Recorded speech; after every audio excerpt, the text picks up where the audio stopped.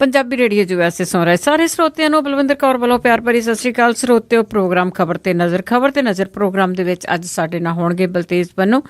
ਦੱਸਣਗੇ ਭਾਰਤ ਵਿੱਚ ਜੋ ਵੀ ਰਾਜਨੀਤੀ ਹੋ ਰਹੀ ਆ, ਹੋਰ ਕੀ ਉੱਥੇ ਚੱਲ ਰਿਹਾ ਹੈ, ਉਹਦੇ ਬਾਰੇ ਸਾਨੂੰ ਖਬਰਾਂ ਦੇਣਗੇ। ਤੁਸੀਂ ਪੰਜਾਬੀ ਰੇਡੀਓ USA ਨੂੰ ਸੁਣ ਸਕਦੇ ਜੀ ਰੇਡੀਓ ਸੈੱਟ ਤੇ, ਨੈੱਟ ਤੇ, ਫੋਨ ਤੇ। ਨੈੱਟ ਤੇ ਸੁਣ ਲਈ www.punjabiradiousa.com। ਜੇ ਤੁਸੀਂ ਪੰਜਾਬੀ ਰੇਡੀਓ USA ਨੂੰ ਚੱਲਦੇ ਫਿਰਦੇ ਕੰਮਕਾਰ ਕਰਦੇ ਫੋਨ ਦੇ ਉੱਤੇ ਸੁਣਨਾ ਆ, ਜਾਂ ਤੁਹਾਡੇ ਘਰ ਵਾਲਾ ਫੋਨ ਆ ਜਾਂ ਤੁਹਾਡਾ ਸੈੱਲ ਫੋਨ ਆ, ਫੋਨ ਨੰਬਰ ਡਾਇਲ ਕਰਕੇ ਸੁਣ ਸਕਦੇ ਹਾਂ ਜੀ। USA ਲਈ 8325515029, 6054756868। ਜਰਮਨੀ ਲਈ 511809040441, UK ਲਈ 3300101100, ਫਰਾਂਸ ਲਈ 331801425595, ਆਸਟ੍ਰੇਲੀਆ ਲਈ 0280805601, ਟੋਰਾਂਟੋ ਲਈ 6479579633, ਬ੍ਰਿਟਿਸ਼ ਕੋਲੰਬੀਆ ਲਈ 6046709696, 778656046, ਕੈਲਗਰੀ ਲਈ 5873150587, ਇਟਲੀ ਲਈ 396899706994। ਇਹਨਾਂ ਨੰਬਰਾਂ ਤੇ ਡਾਇਲ ਕਰਕੇ ਤੁਸੀਂ ਪੰਜਾਬੀ ਰੇਡੀਓ USA ਨੂੰ ਸੁਣ ਸਕਦੇ ਹਾਂ ਜੀ। ਹੋਰ ਸਰੋਤਿਓ, ਆਪਾਂ ਗੱਲਬਾਤ ਕਰਾਂਗੇ ਬਲਤੇਜ ਬੰਨੂ ਹੋਰਾਂ ਨਾਲ ਜੋ ਸਾਡੇ ਨਾਲ ਜੁੜ ਚੁੱਕੇ ਨੇ। ਬਲਤੇਜ ਬੰਨੂ ਜੀ, ਸਤਿ ਸ਼੍ਰੀ ਅਕਾਲ, ਸਵਾਗਤ ਹੈ ਜੀ। ਸਤਿ ਸ਼੍ਰੀ ਅਕਾਲ ਜੀ, ਧੰਨਵਾਦ ਜੀ, ਬਹੁਤ ਮਿਹਰਬਾਨੀ। ਹਾਂ ਜੀ ਬਲਤੇਜ ਬੰਨੂ ਜੀ, ਆਪਾਂ ਸ਼ੁਰੂ ਕਰਦੇ ਹਾਂ। ਜਿਵੇਂ ਅੱਜ ਕੱਲ੍ਹ ਇਲੈਕਸ਼ਨਾਂ ਆ ਜਿਹੜੀਆਂ, ਅੱਜ ਇਲੈਕਸ਼ਨਾਂ ਹੋ ਕੇ ਹਟੀਆਂ ਆ, ਤੇ ਉਸ ਦੇ ਬਾਰੇ ਵਿੱਚ ਜਿਹੜੇ ਸਾਡੇ ਸਰੋਤੇ ਆ ਬੜੇ ਉਤਸਕ ਆ ਕਿ ਉਹ ਜਿਹੜੀਆਂ ਇਲੈਕਸ਼ਨਾਂ ਹੋਈਆਂ ਆ, ਹੁਮਾ ਕੇ ਕਿਸ ਤਰ੍ਹਾਂ ਲੋਕ ਆ ਘਰਾਂ ਦੇ ਵਿੱਚੋਂ ਬਾਹਰ ਨਿਕਲੇ ਆ, ਤੇ ਉੱਥੇ ਦੀ ਕਾਰਗੁਜ਼ਾਰੀ ਕਿਸ ਤਰ੍ਹਾਂ ਰਹੀ ਆ। ਦੇਖੋ, ਜਿਹੜੀਆਂ ਇਲੈਕਸ਼ਨ ਨੇ ਜੀ, ਦਿੱਲੀ ਦੀਆਂ ਇਲੈਕਸ਼ਨ ਨੇ, ਰਾਜਧਾਨੀ ਦੀਆਂ ਇਲੈਕਸ਼ਨ ਨੇ, ਮੁਲਕ ਦੀਆਂ, ਸਮੁੱਚੇ ਮੁਲਕ ਦੀਆਂ ਨਿਗਾਹ ਜੀ ਇਸ ਵਾਰੀ ਇਸ ਇਲੈਕਸ਼ਨ ਦੇ ਉੱਤੇ ਲੱਗੀਆਂ ਹੋਈਆਂ ਨੇ। ਨਾ ਸਿਰਫ ਮੁਲਕ ਦੀਆਂ, ਬਲਕਿ ਜਿੱਥੇ ਜਿੱਥੇ ਭਾਰਤੀ ਰਹਿੰਦੇ ਨੇ ਉੱਥੇ ਉੱਥੇ ਉਹਨਾਂ ਦੇ ਵਿੱਚ ਉਤਸੁਕਤਾ ਹੈ ਮਿੰਟ ਦੇ ਵਾਸਤੇ, ਇਹਨਾਂ ਇਲੈਕਸ਼ਨ ਦੇ ਵਾਸਤੇ ਜਾਣਨ ਦੀ। ਪੰਜਾਬੀਆਂ ਦੇ ਵਿੱਚ ਜਿਹੜਾ ਜੀ ਇਹ ਉਤਸ਼ਾਹ ਜਿਹੜਾ ਜੀ ਉਹ ਸਾਰਿਆਂ ਨਾਲੋਂ ਵੱਧ ਕਿਹਾ ਜਾ ਸਕਦਾ। ਜਿੱਥੇ ਜਿੱਥੇ ਵੀ ਪੰਜਾਬੀ ਜਿਹੜੇ ਬੈਠੇ ਨੇ, ਬੜੇ ਉਹ ਫਿਕਰਮੰਦ ਨੇ, ਹਰ ਗੱਲ ਜਿਹੜੀ ਉਹ ਜਾਣਨੀ ਚਾਹੁੰਦੇ ਨੇ ਮਿੰਟ ਦੀ, ਕਿ ਉੱਥੇ ਕੀ ਹੋ ਰਿਹਾ। ਲੋਕਾਂ ਦੀ ਜਿਹੜੀ ਫਿਕਰਮੰਦੀ ਇੰਨੀ ਆ ਕਿ ਬੇਸ਼ੱਕ ਇਸ ਵੇਲੇ ਚੋਣ ਸਰਵੇਖਣ ਕੁਛ ਵੀ ਕਹੀ ਜਾਣ ਦੀ, ਉਹਨਾਂ ਦੇ ਅੰਦਰ ਇੱਕ ਡਰ, ਇੱਕ ਤੌਖਲਾ ਜਿਹੜਾ ਉਹ ਨਾਲ ਦੀ ਨਾਲ ਉਹ ਵੀ ਚੱਲੀ ਜਾਂਦਾ ਹੈ ਕਿ ਕੋਈ ਹੇਰਾ ਫੇਰੀ ਤਾਂ ਨਹੀਂ ਹੋ ਜੂਗੀ, ਕੁਛ ਉੱਥੇ ਗੜਬੜ ਤਾਂ ਜਿਹੜੀ ਉਹ ਇੱਦਾਂ ਦੀ ਤਾਂ ਨਹੀਂ ਹੋ ਜੂਗੀ। ਜਿਹੜੀ ਸੱਤਾਧਾਰੀ ਧਿਰ ਹੈ ਸੈਂਟਰ ਵਿਚਲੀ, ਉਹਨੇ ਹਰ ਪਿਕਚਰ ਜਿਹੜੀ ਸੀ ਉਹ ਡਾਉਣ ਦੀ ਕੋਸ਼ਿਸ਼ ਕੀਤੀ। ਜਿਹੜੀਆਂ ਗੱਲਾਂ ਬਾਹਰ ਨਹੀਂ ਆਈਆਂ ਬਹੁਤੀਆਂ, ਪਹਿਲਾਂ ਕਦੀ ਵੀ ਜਿਹੜੀ ਹੈ ਜੀ ਲੰਚ ਬ੍ਰੇਕ ਨਹੀਂ ਹੁੰਦੀ, ਉੱਥੇ ਲੰਚ ਬ੍ਰੇਕ 1 ਘੰਟੇ ਦੀ ਕਰ ਦਿੱਤੀ ਗਈ ਤਾਂ ਕਿ ਜਿਹੜਾ ਵੋਟਿੰਗ ਦੀ ਜਿਹੜਾ ਪ੍ਰੋਸੈਸ ਹੈ ਉਹਨੂੰ ਸਲੋ ਕੀਤਾ ਜਾ ਸਕੇ, ਘੱਟ ਵੋਟਾਂ ਪੈਣ, ਘੱਟ ਨੁਕਸਾਨ ਜਿਹੜਾ ਜੀ ਉਹਨੂੰ ਹੋਵੇ। ਸੋ ਇਹ ਕੋਸ਼ਿਸ਼ ਜਿਹੜੀ ਸੀ ਉਹ ਕੀਤੀ ਗਈ। 3 ਬੰਦੇ ਪੋਲਿੰਗ ਬੂਥ ਦੇ ਅੰਦਰ ਜਾ ਸਕਦੇ ਆ, ਇੱਕ ਬੰਦਾ ਕਰ ਦਿੱਤਾ ਗਿਆ ਤਾਂ ਕਿ ਲੋਕ ਲਾਈਨਾਂ ਦੇ ਵਿੱਚ ਲੱਗ ਜਾਣ, ਆਪੇ ਖਿੱਚ ਕੇ ਜਿਹੜੇ ਦੀ ਉਹ ਚਲੇ ਜਾਣ। ਪਰ ਮੌਸਮ ਨੇ ਬਹੁਤ ਸਾਥ ਦਿੱਤਾ, ਮੌਸਮ ਜਿਹੜਾ ਸੀ ਉਹ ਖੁੱਲ ਗਿਆ। ਲੋਕ, ਕਿਉਂਕਿ ਕਮਿਟਡ ਵੋਟ ਆ ਜੀ ਦਿੱਲੀ ਤੇ ਬਾਕੀ ਸੂਬਿਆਂ ਦੇ ਵਿਚਾਲੇ ਬੜਾ ਜਿਹੜਾ ਜੀ ਫਰਕ ਆ, ਇਹ ਲੋਕ ਨੇ ਜੀ ਜਿਹੜੇ ਡਿਸਾਈਡ ਕਰ ਚੁੱਕੇ ਹੁੰਦੇ ਨੇ, ਫਿਰ ਉਹਨਾਂ ਨੂੰ ਬਦਲਣਾ ਔਖਾ। ਮੈਂ ਇੱਕ ਦਿਨ ਪਹਿਲਾਂ ਵੀ ਗੱਲ ਕੀਤੀ ਸੀਗੀ ਕਿ ਜਿਹੜਾ ਨਾ ਜੀ ਉੱਥੇ ਜਿਹੜਾ ਇੱਕ 3 ਵੀਲਰ ਵੀ ਚਲਾਉਣ ਵਾਲਾ ਜਿਹੜਾ 2-2.5 ਹਜ਼ਾਰ ਰੁਪਇਆ ਦਿਹਾੜੀ ਦਾ ਕਮਾਉਂਦਾ, ਉਹ ਬੋਤਲ ਪਊਆ ਨਹੀਂ ਲੈਂਦਾ, ਉਹ ਡਿਸਾਈਡ ਕਰ ਲੈਂਦਾ ਕਿ ਮੈਂ ਕਿਸ ਪਾਸੇ ਪਾਉਣੀ ਆ। ਹਰ ਜਗ੍ਹਾ ਤੇ ਮਾੜੇ ਮੋਟੇ ਬੰਦੇ ਤਾਂ ਇੱਕੋ ਜਿਹੇ ਹੁੰਦੇ, ਪਰ ਬਹੁਤੇ ਜਿਹੜੇ ਨੇ ਉਹ ਉੱਥੇ ਇਸ ਤਰ੍ਹਾਂ ਦੇ ਨੇ ਜੀ ਜਿਹੜੇ ਬੜੇ ਕਮਿਟਡ ਨੇ, ਉਹ ਕਿਸੇ ਵੀ ਪਾਰਟੀ ਦੇ ਨਾਲ ਕਮਿਟਡ ਹੋਣ।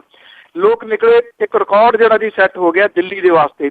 70% ਦੀ ਜਿਹੜੀ ਪੋਲਿੰਗ ਹੈ ਉਹ ਅੰਦਾਜ਼ਾ ਜਿਹੜਾ ਲਾਇਆ ਜਾ ਰਿਹਾ ਕਿ 70% ਦੀ ਪੋਲਿੰਗ ਜਿਹੜੀ ਹੋਈ ਆ। ਬੜੀ ਹੈਵੀ ਪੋਲਿੰਗ ਹੁੰਦੀ ਆ ਜੀ। ਇਹ ਜਿਹੜੇ ਚੋਣ ਸਰਵੇਖਣ ਆ ਰਹੇ ਨੇ ਉਹਦੇ ਵਿੱਚ ਇਹ ਕਿਹਾ ਜਾ ਰਿਹਾ ਜੀ ਸਾਰੇ ਹੀ ਚੋਣ ਸਰਵੇਖਣ ਜਿਹੜੇ ਨੇ ਉਹ ਆਮ ਆਦਮੀ ਪਾਰਟੀ ਦੀ ਸਰਕਾਰ ਜਿਹੜੀ ਆ ਉਹ ਬਣਾ ਰਹੇ ਨੇ।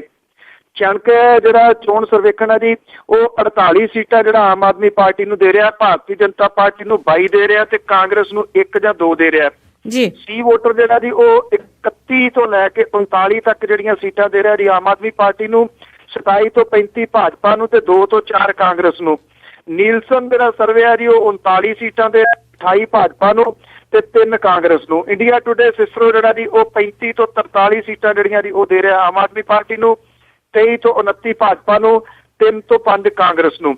ਨਿਊਜ਼ ਨੇਸ਼ਨ ਜਿਹੜਾ ਜੀ ਉਹ 39 ਤੋਂ ਲੈ ਕੇ 43 ਤੱਕ ਦੇ ਰਿਹਾ ਜੀ ਆਮ ਆਦਮੀ ਪਾਰਟੀ ਨੂੰ, ਭਾਰਤੀ ਜਨਤਾ ਪਾਰਟੀ ਨੂੰ 25 ਤੋਂ 29 ਤੇ ਜਿਹੜਾ ਜੀ ਉਹ 3 ਦੇ ਰਿਹਾ ਕਾਂਗਰਸ ਨੂੰ। 2013 ਦੇ ਵਿੱਚ ਜਿਹੜੀਆਂ ਵੋਟਾਂ ਪਈਆਂ ਸੀ, ਆਮ ਆਦਮੀ ਪਾਰਟੀ ਜਿਹੜੀ ਸੀਗੀ ਜੀ ਉਹਨੂੰ 29% ਜਿਹੜਾ ਸੀਗਾ ਜੀ ਉਹ ਵੋਟ ਮਿਲੀ ਸੀ, ਜਦੋਂ ਕਿ ਇਸ ਵਾਰੀ 37% ਉਹਨੂੰ ਵੋਟ ਮਿਲਣ ਦਾ ਹੈ। ਭਾਜਪਾ ਨੂੰ 33% ਦੀ ਵੋਟ ਮਿਲੀ ਸੀ, ਉਹਨੂੰ 32% ਦੀ ਵੋਟ ਮਿਲਣ ਦਾ ਅੰਦਾਜ਼ਾ ਹੈ। ਕਾਂਗਰਸ ਨੂੰ 19% ਦੀ ਵੋਟ ਮਿਲੀ ਸੀ ਤੇ ਉਹਨੂੰ 11% ਦੀ ਵੋਟ ਮਿਲਣ ਦਾ ਅੰਦਾਜ਼ਾ ਹੈ। ਇਹ ਸਾਰੇ ਚੋਣ ਸਰਵੇ ਨੇ, ਮੈਂ ਦੱਸ ਦਵਾਂ, ਔਰ ਚੋਣ ਸਰਵੇ ਬਿਲਕੁਲ ਜਿਹੜੇ ਸਾਰੇ ਸਹੀ ਨਹੀਂ ਹੁੰਦੇ, ਪਰ ਇੱਕ ਵੀ ਚੋਣ ਸਰਵੇ ਨਹੀਂ ਹੈ ਜਿਹੜਾ ਇਹ ਕਹਿੰਦਾ ਹੋਵੇ ਕਿ ਆਮ ਆਦਮੀ ਪਾਰਟੀ ਜਿਹੜੀ ਹੈ ਜੀ ਉਹਦੀ ਸਰਕਾਰ ਉੱਥੇ ਨਹੀਂ ਆ ਰਹੀ ਜੀ। ਉਹਦੀ ਜਿਹੜੀ ਸਰਕਾਰ ਹੈ ਜੀ ਆਊਗੀ, ਬਸ ਥੋੜਾ ਇੰਨਾ ਹੈ ਕਿ ਇੰਤਜ਼ਾਰ ਜਿਹੜਾ ਹੁਣ ਥੋੜਾ ਕਰਨਾ ਪੈਣਾ ਨਤੀਜਿਆਂ ਦਾ, ਔਰ ਨਤੀਜਿਆਂ ਤੋਂ ਬਾਅਦ ਜਿਹੜਾ ਜੀ ਇਹ ਕਲੀਅਰ ਜਿਹੜੀ ਉਹ ਪਿਕਚਰ ਹੋ ਜੂਗੀ। ਕੁਝ ਲੋਕ ਜਿਹੜੇ ਇੱਥੇ ਪੰਜਾਬ ਤੋਂ ਵੀ ਗਏ ਹੋਏ ਸਨ, ਉਹਨਾਂ ਨੂੰ ਵੀ ਉੱਥੇ ਅੰਦਰ ਜਿਹੜਾ ਜੀ ਡੱਕਿਆ ਗਿਆ, ਉਹਨਾਂ ਨੂੰ ਰੋਕਿਆ ਗਿਆ ਜਿਹੜਾ ਜੀ ਪੋਲਿੰਗ ਬੂਥਾਂ ਦੇ ਉੱਤੇ ਬਹਿਣ ਤੋਂ। ਤੇ ਜਦੋਂ ਚੋਣ ਸਰਵੇ ਆਉਣੇ ਸ਼ੁਰੂ ਹੋਏ ਨਾ ਜੀ, ਨਾਲ ਦੀ ਨਾਲ ਫਿਰ ਪੁਲਿਸ ਵਾਲੇ ਉਹਨਾਂ ਨੂੰ ਚਾਹ ਵੀ ਪਿਆਉਣ ਲੱਗੇ ਤੇ ਚਾਹ ਪਿਆ ਕੇ ਮਾਣ ਇੱਜ਼ਤ ਦੇ ਨਾਲ ਉਹਨਾਂ ਨੂੰ ਛੱਡਿਆ ਵੀ। ਉਦੋਂ ਪਹਿਲਾਂ ਵਰਕਰ ਜਿਹੜੇ ਸੀਗੇ ਉਹਨਾਂ ਨੇ ਥਾਣਿਆਂ ਨੂੰ ਘੇਰਨਾ ਸ਼ੁਰੂ ਕਰ ਦਿੱਤਾ ਸੀਗਾ ਕੁਝ ਥਾਵਾਂ ਦੇ ਉੱਤੇ। ਸੋ ਇਹਨਾਂ ਦੇ ਨਾਲ ਲਗਾਤਾਰ ਮੇਰਾ ਵੀ ਸੰਪਰਕ ਜਿਹੜਾ ਸੀਗਾ ਜੀ ਉਹ ਰਿਹਾ, ਪਰ ਇਹ ਸਾਰੇ ਦੇ ਸਾਰੇ ਜਿਹੜੇ ਨੇ ਜੀ ਉਹ ਬਾਹਰ ਆ ਗਏ ਨੇ। ਇਹਨਾਂ ਦੇ ਵਿੱਚ ਕੁਝ ਕੈਨੇਡਾ ਤੋਂ ਗਏ ਹੋਏ ਲੋਕ ਵੀ ਹੈਗੇ ਨੇ ਜੀ, ਕਿਉਂਕਿ ਸਾਰੇ ਮੁਲਕਾਂ ਤੋਂ ਲੋਕ ਹੀ ਉੱਥੇ ਆ ਕੇ ਉਹਨਾਂ ਨੇ ਗਲੀਆਂ ਦੇ ਵਿੱਚ ਜਾ ਕੇ ਜਿਹੜਾ ਜੀ ਚੋਣ ਪ੍ਰਚਾਰ ਉਹ ਪਾਰਟੀ ਦੇ ਵਾਸਤੇ ਕੀਤਾ। ਆਈ ਥਿੰਕ ਦਿੱਲੀ ਜਿਹੜੀ ਹੈ ਜੀ ਉਹ ਬਦਲ ਗਈ ਹੈ, ਜਾਂ ਤੁਸੀਂ ਇਹ ਕਹਿ ਲਓ ਬਦਲ ਰਹੀ ਹੈ। ਹੁਣ ਕੁਝ ਘੰਟੇ ਜਿਹੜੇ ਨੇ ਉਹ ਚਾਹੀਦੇ ਨੇ, ਜਿਹੜਾ ਜ਼ਿਕਰ ਆਪਾਂ ਦੇਰ ਪਹਿਲਾਂ ਕਰਦੇ ਰਹੇ ਆ ਕਿ ਜਿਹੜਾ 56 ਇੰਚ ਦੀ ਛਾਤੀ ਵਾਲਾ ਸੁਨਾਮੀ ਜਿਹੜਾ ਸੀਗਾ ਜੀ ਉਹਨੂੰ ਠੱਲਣਾ ਕੌਣ ਠੱਲੂਗਾ, ਇਹ ਸਵਾਲ ਉੱਠਦਾ ਸੀਗਾ ਕਿ ਕੀ ਕਿਸੇ ਪਾਸੇ ਸੂਬਾ ਕੋਈ ਇਹੋ ਜਿਹਾ ਹੋਊਗਾ ਜਿੱਥੇ ਠੱਲੀ ਜਾ ਸਕੂਗੀ। ਕਿਹਾ ਜਾ ਸਕਦਾ ਜੀ, ਨਤੀਜੇ ਕੁਝ ਵੀ ਆਉਣ, ਕੱਲ ਨੂੰ ਕਿਹੋ ਜਿਹੇ ਵੀ ਨਤੀਜੇ ਹੋਣ ਉਹ ਬਾਅਦ ਵਾਲੀ ਗੱਲ ਹੈ, ਪਰ ਇੱਕ ਕਿਸਮ ਦੇ ਨਾਲ ਹੰਕਾਰ ਜਿਹੜਾ ਸੀਗਾ ਜੀ ਉਹ ਠੱਲਿਆ ਗਿਆ। ਕੱਛੂ ਕੁੰਮੇ ਤੇ ਖਰਗੋਸ਼ ਦੀ ਕਹਾਣੀ ਜਿਹੜੀ ਪੁਰਾਣੀ ਸੀਗੀ ਉਹ ਇੱਕ ਵਾਰੀ ਅਸਲੀਅਤ ਦੇ ਵਿੱਚ ਜਿਹੜੀ ਆ ਜੀ ਉਹ ਲੱਗਦਾ ਦੁਹਰਾਈ ਜਾਊਗੀ। ਕੱਛੂ ਕੁੰਮਾ ਜਿਹੜਾ ਜੀ ਆਪਣੀ ਮੰਜ਼ਿਲ ਤੇ ਪਹੁੰਚ ਗਿਆ ਤੇ ਖਰਗੋਸ਼ ਜਿਹੜਾ ਜੀ ਉਹ ਰਾਹ 'ਚ ਸੁੱਤਾ, ਉਹਨਾਂ ਨੂੰ ਜਾਗ ਆਉਣੀ ਹੈ ਕਿ ਖਰਗੋਸ਼ ਤਾਂ ਜਿਹੜਾ ਕੱਛੂ ਕੁੰਮਾ ਤਾਂ ਅੱਗੇ ਲੰਘ ਗਿਆ ਹੋਣਾ। ਉਹ ਕਹਾਣੀਆਂ ਸਨ, ਬੇਸ਼ੱਕ ਨਾ ਕਦੀ ਖਰਗੋਸ਼ ਸੀ ਨਾ ਕੋਈ ਕੱਛੂ ਕੁੰਮਾ ਸੀਗਾ, ਪਰ ਉਹਦੇ ਅੰਤ ਦੇ ਵਿੱਚ ਇੱਕ ਜਿਹੜਾ ਹੁੰਦਾ ਸੀਗਾ ਜੀ ਕਿ ਹੰਕਾਰਿਆ ਸੋ ਮਾਰਿਆ। ਜੀ ਜੀ ਜੀ ਬਿਲਕੁਲ ਜੀ, ਸਹਿਜ ਪੱਕੇ ਸੋ ਮਿੱਠਾ ਹੋਏ। ਬੜੀਆਂ ਗੱਲਾਂ ਹੁੰਦੀਆਂ ਆ, ਪਰ ਲੋਕਾਂ ਨੇ ਜਿਹੜਾ ਸਾਥ ਦਿੱਤਾ ਆ, ਲੋਕ ਬਦਲ ਚਾਹੁੰਦੇ ਆ, ਉਸ ਦੇ ਵਿੱਚ ਉਹ ਕਾਮਯਾਬ ਜ਼ਰੂਰ ਹੋਣਗੇ ਜੀ। ਤੇ ਅੱਗੇ ਆਪਾਂ ਗੱਲ ਕਰੀਏ ਜੀ ਸਮਾਣੇ ਦੇ ਲਾਗੇ ਕਹਿੰਦੇ ਇੱਕ ਰੋਡ ਦੇ ਉੱਤੇ ਇੱਕ ਪਰਿਵਾਰ ਆ, ਉਸ ਦੇ ਸਾਰੇ ਜੀ ਆ ਹਾਦਸੇ ਦੇ ਵਿੱਚ ਉਹ ਵਿਚਾਰੇ ਚੱਲ ਵਸੇ ਆ। ਬਿਲਕੁਲ ਜੀ, ਦਰਦਨਾਕ ਹਾਦਸੇ ਜਿਹੜੇ ਪੰਜਾਬ ਦੀਆਂ ਸੜਕਾਂ ਦੇ ਉੱਤੇ ਹੁੰਦੇ ਨੇ ਜੀ।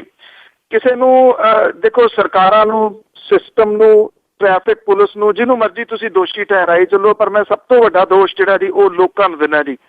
ਲੋਕ ਜਿਹੜੇ ਨੇ ਉਹ ਇਹ ਗੱਲ ਨੂੰ ਨਹੀਂ ਸਮਝਦੇ। ਮਹਿੰਗੀ ਕਾਰਾਂ ਅੰਨ੍ਹੇਵਾਹ ਉਹਨਾਂ ਨੂੰ ਚਲਾਉਣਾ, ਰੂਲ ਰੈਗੂਲੇਸ਼ਨ ਕਿਸੇ ਨੂੰ ਪਤਾ ਹੀ ਨਹੀਂ ਕਿ ਸੜਕ ਦੇ ਉੱਤੇ ਕਿਹੜੇ ਤਰੀਕੇ ਦੇ ਨਾਲ ਚੱਲਣਾ, ਪਤਾ ਨਹੀਂ ਕਿਹੜੀ ਰੇਸ ਦੇ ਵਿੱਚ ਪਾਰਟੀਸਪੇਟ ਇਹਨਾਂ ਨੇ ਕਰਨਾ ਹੈ, ਜਿੰਨੀ ਤੇਜ਼ ਜਾਂਦੇ ਨੇ, ਔਰ ਕੋਈ ਕਿਸੇ ਨੂੰ ਨਹੀਂ ਪਤਾ ਕਿ ਕਿਹੜੇ ਪਾਸੇ ਤੋਂ ਗੱਡੀ ਜਿਹੜੀ ਉਹ ਕੱਢਣੀ ਹੈ, ਕੀ ਕਰਨੀ ਹੈ। ਅੱਗੋਂ ਜਿਹੜੇ ਲਾਇਸੈਂਸ ਧਾਰੀ ਨੇ ਉਹ ਟਰੱਕਾਂ ਵਾਲੇ ਹੋਣ, ਛੋਟੇ ਟਰੱਕਾਂ ਵਾਲੇ ਹੋਣ, ਉਹਨਾਂ ਦੀ ਕੋਈ ਟ੍ਰੇਨਿੰਗ ਨਹੀਂ ਹੈ ਜੀ। ਉਹ ਸਿੱਧੀ ਲਿਆ ਕੇ ਜਿਹੜਾ ਮਾਰਦੇ ਨੇ, ਕਿਉਂਕਿ ਕਾਨੂੰਨ ਏਡੇ ਜਿਹੜੇ ਜੀ ਉਹ ਫਿਸਡ ਨੇ ਕਿ ਉਹਨਾਂ ਦੀ ਜ਼ਮਾਨਤ ਨਾਲ ਦੀ ਨਾਲ ਹੋ ਜਾਂਦੀ ਹੈ। ਪਟਿਆਲਾ ਸਮਾਣਾ ਰੋਡ ਦੇ ਉੱਤੇ ਟੋਲ ਪਲਾਜ਼ੇ ਦੇ ਨਜ਼ਦੀਕ ਇੱਕ ਵਰਨਾ ਕਾਰ ਤੇ ਇੱਕ ਮਟਰਾਂ ਦੇ ਨਾਲ ਭਰੀ ਹੋਈ ਬਲੈਰੋ ਪਿਕਅਪ ਗੱਡੀ ਜਿਹੜੀ ਸੀ, ਉਹਨਾਂ ਦੀ ਆਮੋ ਸਾਹਮਣੇ ਟੱਕਰ ਜਿਹੜੀ ਆ ਉਹ ਹੋਈ ਹੈ। ਇਹਦੇ ਵਿੱਚ ਜਿਹੜਾ ਜੀ ਇੱਕ ਪਰਿਵਾਰ ਜਿਹੜਾ ਸੀਗਾ ਜੀ, ਜਿਹੜੇ ਬੜੇ ਬਿਜ਼ਨਸਮੈਨ ਸੀਗੇ ਤਕੜੇ, ਸਮਾਣੇ ਦੇ ਭਵਾਨੀ ਦਾਸ ਦਾ ਪੋਤਾ ਜਿਹੜਾ ਸੀਗਾ ਉਹ ਆਪਣੇ ਵਿਆਹ ਦੀ ਵਰ੍ਹੇਗੰਢ ਜਿਹੜੀ ਇੱਥੇ ਪਟਿਆਲੇ ਦੇ ਵਿੱਚ ਸੈਲੀਬ੍ਰੇਟ ਕਰਕੇ ਗਿਆ ਸੀਗਾ ਕਿਸੇ ਹੋਟਲ ਦੇ ਵਿੱਚ, ਤੇ ਇਹ ਜਿਹੜੀ ਇਹਨਾਂ ਦੀ ਟੱਕਰ ਹੋਈ, ਜਿੰਨੇ ਉਹਦੇ ਵਿੱਚ ਬੈਠੇ ਸਨ ਸਾਰੇ ਦੇ ਸਾਰੇ ਜਿਹੜੇ ਜੀ ਉਹ ਮਾਰੇ ਗਏ।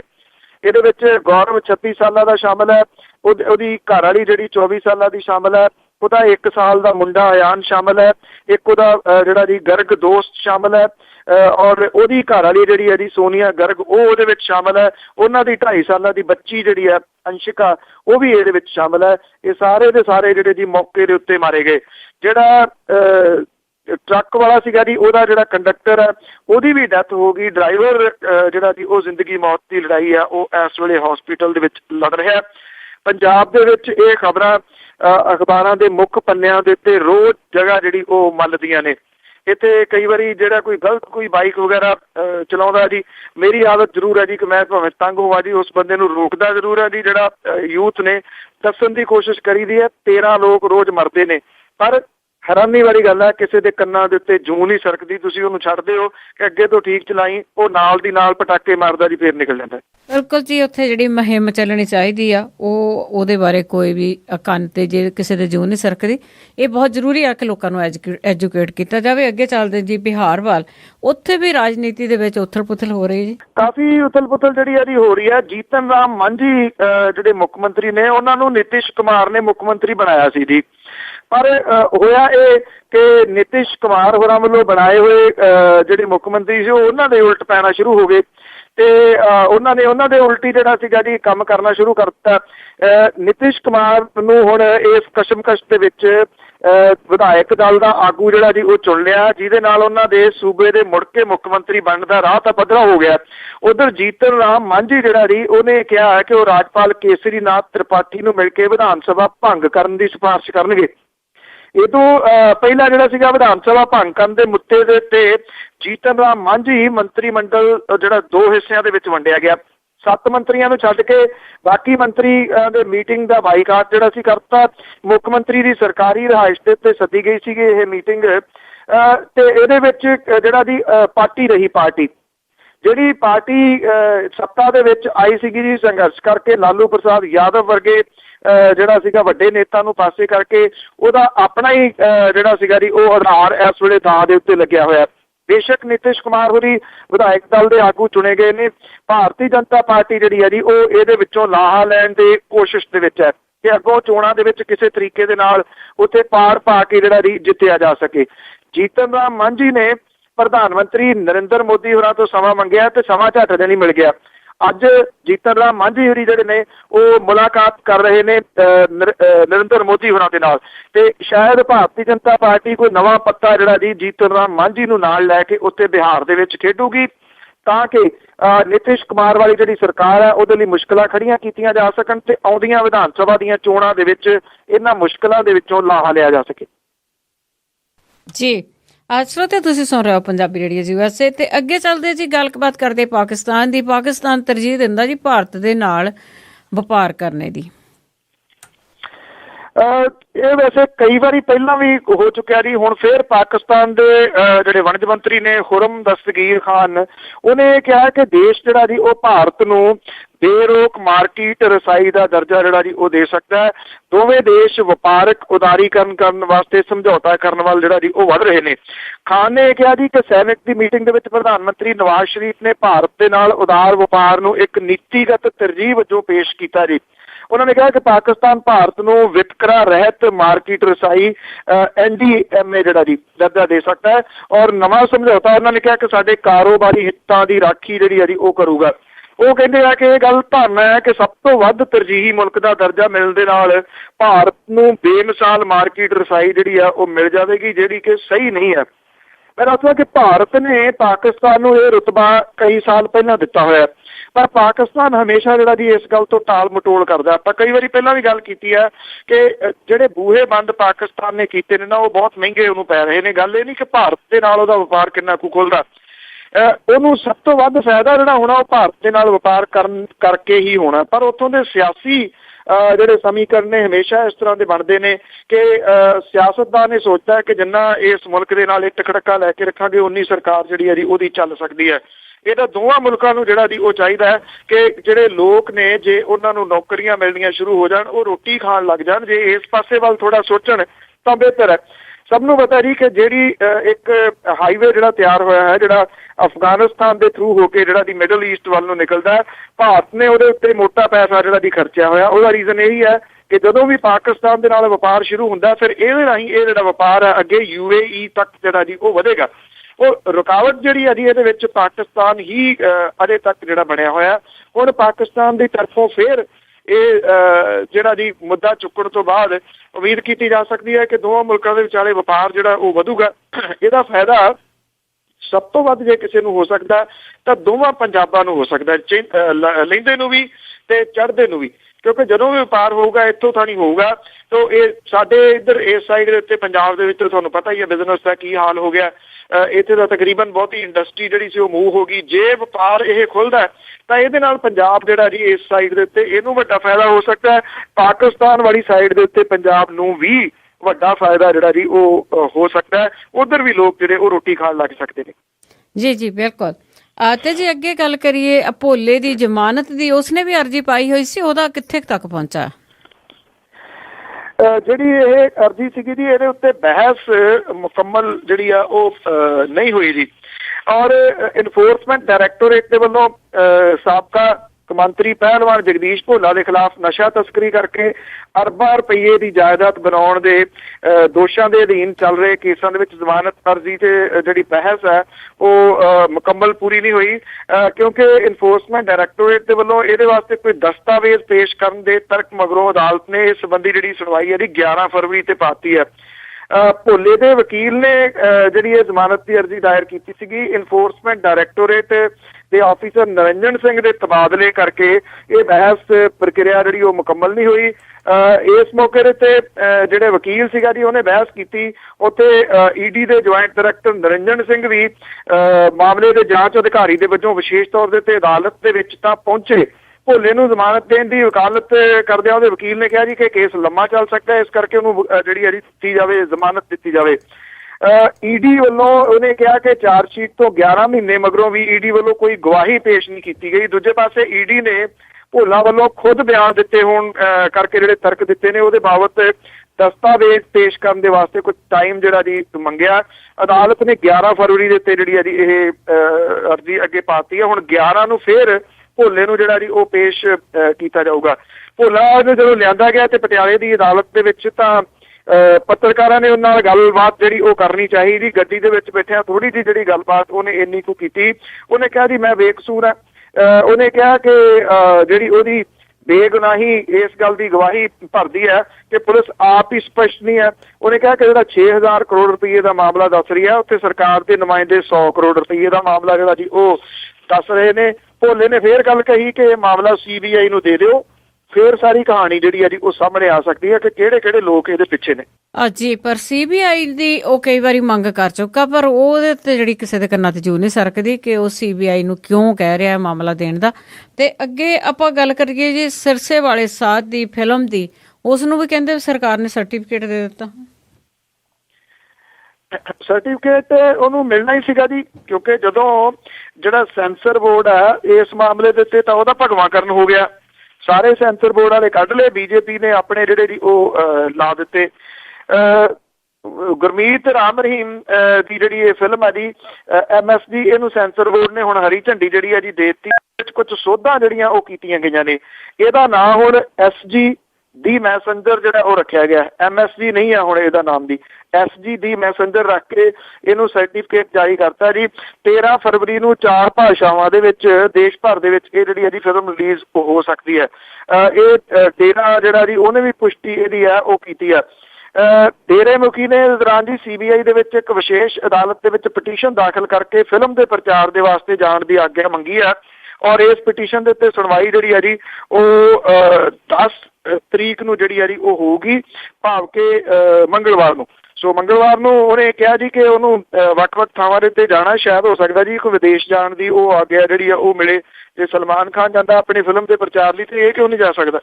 ਸੋ ਇਸ ਕਰਕੇ ਉਹਨੇ ਪਰਮਿਸ਼ਨ ਜਿਹੜੀ ਹੈ ਜੀ ਮੰਗੀ ਆ, ਇਸ ਦੇ ਵਾਸਤੇ ਮਿਲਦੀ ਆ ਜਾਂ ਨਹੀਂ ਇਹਦੇ ਵਾਸਤੇ ਦੇਖਦੇ ਆ ਜੀ। ਸ਼ਾਇਦ ਹੋ ਸਕਦਾ ਜਿਹੜੀਆਂ ਚੋਣਾਂ ਹੋਈਆਂ ਨੇ ਇਸ ਤੋਂ ਬਾਅਦ ਇਹਦੇ ਉੱਤੇ ਵੀ ਸਿਆਸਤ ਜਿਹੜੀ ਆ ਉਹ ਹੋਣੀ ਹੈ। 10 ਤਰੀਕ ਨੂੰ ਨਤੀਜੇ ਆ ਜਾਣੇ ਆ, ਇਹਦੇ ਉੱਤੇ ਡਿਪੈਂਡ ਕਰੂਗਾ ਜੀ ਕਿ ਜਿਹੜੀ ਇਹ ਫਿਲਮ ਹੈ ਉਹ ਰਿਲੀਜ਼ ਹੁੰਦੀ ਹੈ ਜਾਂ ਨਹੀਂ।